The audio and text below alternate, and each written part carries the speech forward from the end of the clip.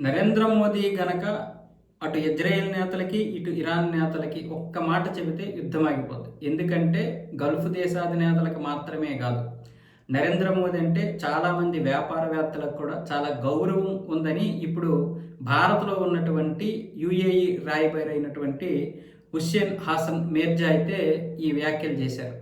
Gulf దేశాధినేతలు మాత్రమే గాదు, వ్యాపారవేత్తలు, ప్రజలు, ఈ కమ్యూనిటీలో ఉన్నటువంటి వారందరూ కూడా నరేంద్ర మోదీ అంటే గౌరవం ఉంది.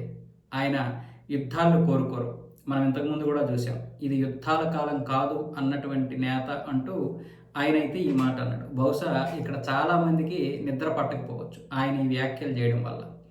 అంటే నరేంద్ర మోదీ యొక్క పవరు, నరేంద్ర మోదీ యొక్క దీన్ని అంటే ఆయన యొక్క మేనియాని తగ్గిద్దామని ఎంతోమంది ప్రయత్నాలు చేస్తుంటే ఇప్పుడు ఏకంగా గల్ఫ్ నేతలే ఆయన్ని ఈ విధంగా ప్రశంసించడం వల్ల మన దేశంలో ఉన్నటువంటి చాలామంది కుహనా మేధావులకి నిద్ర పట్టకపోవచ్చు.